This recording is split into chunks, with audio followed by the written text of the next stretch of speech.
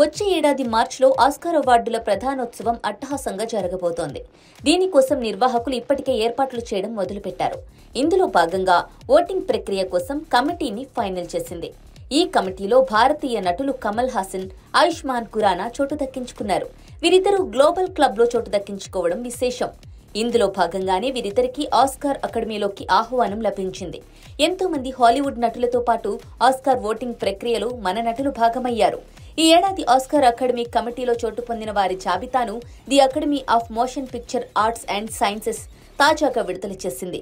ఇందులో నటులు కమల్ హాసన్, ఆయుష్మాన్ ఖురానాతో పాటు దర్శకురాలు పాయల్ కపడియా, భారతీయ ఫ్యాషన్ డిజైనర్ మ్యాక్సిమా బసు కూడా ఉన్నారు. ఆస్కార్ కు నామినేట్ అయ్యే చిత్రాల్లో ఫైనల్ ఎంపిక ప్రక్రియలో వీరికి ఓటు వేసే అవకాశాన్ని ఆస్కార్ అకాడమీ కల్పించింది. ఈ ఏడాది కొత్తగా 534 మంది సభ్యులను ఈ పురస్కారాలకు ఆహ్వానించినట్టు అకాడమీ తెలిపింది. ప్రతిభావంతులైన వీరికి అకాడమీలో చోటు కల్పించడం ఎంతో ఆనందంగా ఉందని పేర్కొంది. 19 ఇతర విభాగాల్లోని నటులు, దర్శకులు, సాంకేతిక నిపుణులు, నిర్మాతలను Academy of Arts and Sciences ఆహ్వానించింది. ఈ సంవత్సరం చోటు దక్కించుకున్న 534 మందిలో 44% మహిళలే ఉన్నట్టుగా తెలిపింది.